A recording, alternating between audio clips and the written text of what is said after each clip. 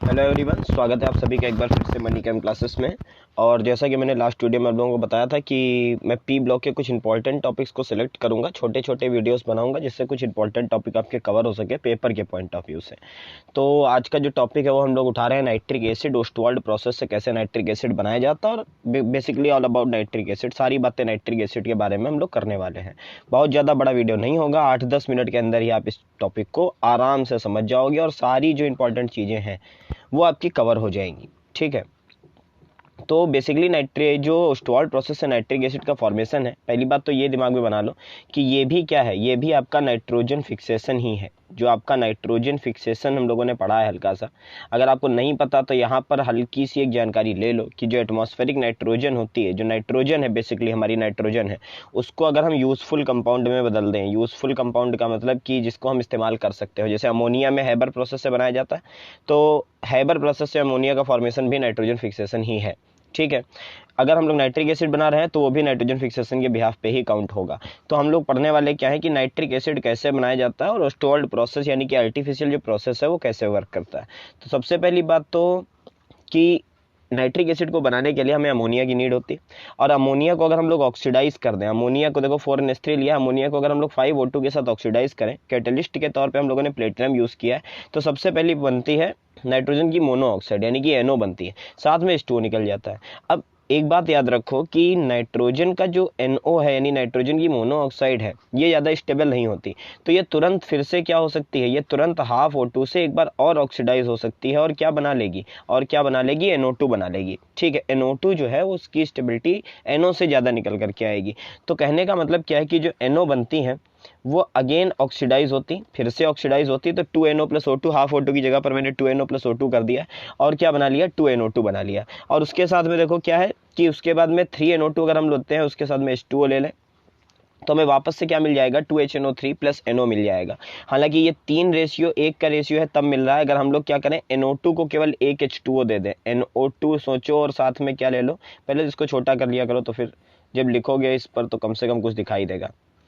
हाँ, कि अगर हम लोगों ने क्या लिया, हम लोगों ने NO2 लिया और प्लस उसके साथ में क्या लिया, प्लस उसके साथ में लिया H2O, तो हम लोगों को क्या कौन सा एसिड मिल सकता है, देखो HNO3, यही कौन सा HNO3, H2O है हमारे पास में, तो 2 यहाँ पर लेने पड़ेंगे कम से कम, इसलिए रिएक्शन देखो बैलेंस नहीं हो पाती है। तो जो रेशियो है वो हमारा कितने का लेना पड़ता है, हमें 3:1 का लेना पड़ता है। आइए जब छोटा कर ही दिया तो एक छोटा सा कॉन्सेप्ट और सीखो, और वो कॉन्सेप्ट ये है कि दुनिया में आपको कभी भी क्या बनाना हो, दुनिया में आपको कभी भी एसिड बनाना हो, ठीक, ये किसी बुक में नहीं मिलेगा लिखा हुआ, बोर्ड में मैं पढ़ाता था तो फिर क्लियर होती थी चीज़ें थोड़ी सी। यहाँ पर क्यों PDF में आपको नोट्स भी साथ साथ देख रहे हो आप लोग, और उसके साथ में आप पढ़ भी रहे हो, केवल वॉइस के बिहाफ पे आप पढ़ रहे हो, तो थोड़ा सा कॉम्प्लिकेटेड होता है चीज़ों को समझना। लेकिन हाँ, फिर भी कोशिश करो, ध्यान दो कि जो बात बोल रहा हूँ उसे आप अपने अंदर ले सको और हाँ ये कर सको कि हम समझ गए इस बात को। तो अगर हमें कोई दुनिया में एसिड बनाना है, तो एसिड बनाने के लिए एक सिंपल वे है कि पहले उस एसिड की क्या बनाओ, पहले उस एसिड की बनाओ रिस्पेक्टिव गैस। ठीक, किसी बुक में नहीं मिलेगा लिखा हुआ आपको ये, पहले उस एसिड की क्या बनाओ, रिस्पेक्टिव गैस बनाओ, और उस रिस्पेक्टिव गैस को आप क्या दे दो, उस रिस्पेक्टिव गैस को आप वाटर दे दो। एसिड और कुछ नहीं है, एसिड बस वो है जो कोई एक पर्टिकुलर एसिटिक गैस हो, कोई एक एसिटिक गैस हो, और एसिटिक गैस को हम लोग किस में मिला ले जा करके, वाटर में मिला ले जा करके, तो जो सोल्यूशन तैयार होता है वो हमारा लिक्विड एसिड होता है। ठीक है, अब आप कहोगे कि एसिटिक गैस सर ने बोल दिया तो एकदम से अजीब ही चीज निकल गई, तो अजीब ही चीज नहीं निकली, आप लोगों ने पढ़ा है कि जो नॉन मेटल होते हैं, क्या होते हैं, जो नॉन मेटल होते हैं, नॉन मेटल के जो ऑक्साइड है, non metal oxide are acidic, non metal के ऑक्साइड जो है वो हमारे एसिटिक है। तो जब नॉन मेटल के ऑक्साइड हमारे एसिटिक है, हम उसको H2O में मिला लेंगे तो हमें कोई ना कोई क्या मिल जाएगा, हमें कोई ना कोई उसका रिस्पेक्टिव एसिड मिलेगा देखने को। तो अगर हम लोग क्या करते हैं, मान लो मैंने एग्जांपल के तौर पे आपसे कह दिया H2SO4 बनाओ, क्या बनाओ, H2SO4 बनाओ, तो पहले तो देखो इसमें हम लोगों ने H2O डाला होगा तब तो H2SO4 बना होगा, तो जरा H2O निकाल लो यहाँ से, तो अगर H2O हटा लें तो दोनों H हटा लो, मैथमेटिकली हटा लो, आप मैथमेटिकली हटा लो, कॉन्सेप्ट निकल के आएगा सामने नया से एकदम, जो कहीं नहीं देखा होगा आपने। और उसके साथ में क्या होगा, एक ऑक्सीजन निकल गया, तो गैस कौन सी बची, SO3। अगर हम लोग सल्फर ट्राई ऑक्साइड बना लेते हैं और सल्फर ट्राई ऑक्साइड को क्या दे दें, H2O दे दे, तो हमें सल्फ्यूरिक एसिड मिल जाएगा, बात खत्म हो गई। ठीक, समझे बात हो। तो ये जो कॉन्सेप्ट अभी छोटा सा बताया कि सल्फर ट्राईऑक्साइड बना लो और उसके बाद में उसे वाटर दे दो तो आपको सल्फ्यूरिक एसिड मिलेगा। तो ये चीज़ आपको अगले वीडियो में जब मैं लेड चैम्बर और कॉन्टैक्ट पढ़ाऊंगा तो वहाँ पर देखने को वापस से मिलेगी। ठीक है, फिलहाल हम लोग बात करें नाइट्रिक की। तो नाइट्रिक बनाना है तो कौन सी गैस रिस्पेक्टिव बनाओ भाई? सबसे पहले तो देखो कि HNO3 बनाना है हमें। क्या बनाना है? HNO3। जब HNO3 बनाना है तो H2O कहाँ से निकाल ले गए आप? यहाँ पर तो केवल एक ही हाइड्रोजन है, यहाँ पर तो केवल एक ही हाइड्रोजन है। तो अगर आप लोग क्या करते हो, अगर हम लोग निकालने की कोशिश करें यहाँ से 2 HNO3 चलो ले लें और अब H2O निकाल दें, तो अगर अब H2O निकालते हैं तो हमें क्या मिलेगा? हमें क्या मिलेगा? देखो दोनों H हट गए और एक ऑक्सीजन भी हट गया, तो क्या बची हमारे पास? क्या बची? NO2 बची। देखो मैथमेटिकली घटा लो, बता तो रहा हूँ, कॉन्सेप्ट निकल करके सामने अपने आप आ जाएगा कि दोनों हाइड्रोजन हटा लो, एक ऑक्सीजन हटा लो, NO2 बच गया, यानी कि NO2 रिस्पेक्टिव गैस है जिसमें वाटर, जिसे वाटर से ट्रीट करने पर हमें नाइट्रिक एसिड मिलेगा। ठीक है, चलिए आगे बढ़ते हैं। ये तो हो गई रिएक्शन की बात। अब आते हैं लैब मेथड कैसे होता है। तो लैब मेथड है कि NaNO3 लो, सल्फ्यूरिक एसिड से ट्रीट कर दो। ठीक है, तो सोडियम का जो कैसा NaHSO4 यानी कि सोडियम का एक सॉल्ट मिलेगा हमें, एसिटिक सॉल्ट मिलेगा और साथ में 4HNO3 निकल करके आएगा। अब बात कर लो फिजिकल प्रॉपर्टीज़ की। मेरे ख्याल से समझ गए होगे कि HNO3 के बारे में कितनी चीज़ें हैं। स्ट्रक्चर भी देख लो एक बार। ऐसा स्ट्रक्चर होता है कि जो हमारा नाइट्रोजन होता है वो कोऑर्डिनेट करता है एक ऑक्सीजन को, बाकी तो 3 वैलेंसी उसकी ऑक्सीजन पूरी करते हैं और एक हाइड्रोजन सिंगल बॉन्ड से ऑक्सीजन से जुड़ा हुआ होता है।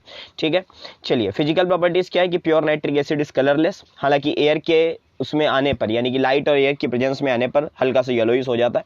दूसरा, इसका बॉइलिंग पॉइंट कितना होता है? तो बॉइलिंग पॉइंट है 355.6। उसके बाद फ्रीजिंग पॉइंट, फ्रीज कितने पर होता है? तो 231.4 केल्विन पे।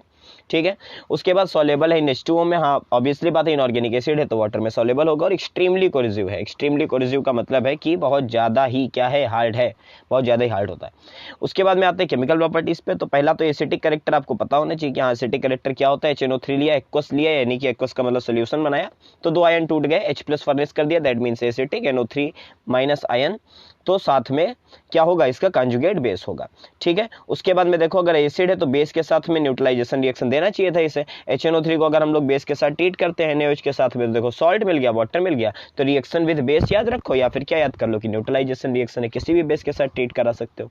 उसके बाद में देखो जो कलर बताया येलो होने वाला कॉन्सेप्ट कि अगर 4HNO3 है उसे लाइट के प्रेजेंस में छोड़ दिया जाए तो वापस से NO2 हो जाएगी प्लस H2O और प्लस O2, यानी कि इसमें डिकम्पोज हो जाता है। और ये NO2 क्योंकि मिक्स हो सकती है उसी सोल्यूशन में, क्योंकि एक सोल्यूशन आपके पास रखा होगा, तो इसकी वजह से जो कलर होता है वो कैसा हो जाता है? येलो हो जाता है। तभी लिख दिया नीचे due to it cover becomes yellow. तो कभी भी नाइट्रिक एसिड को अगर आप लेबोरेटरी में रखा देखोगे तो एक ब्लैक कलर का बॉक्स होता है, एक ब्लैक कलर का कंटेनर होता है, उसी के अंदर उसे रखा जाता है जिससे वो लाइट के टच में ना आए। ठीक है, अगला है क्या? ऑक्सीडाइजिंग कर सकता है। तो हाँ ऑक्सीडाइजिंग नेचर है। अगर हम लोग HNO3 को वापस से तोड़ने की कोशिश करते हैं 2HNO3 को, तो 2NO2 प्लस कितना?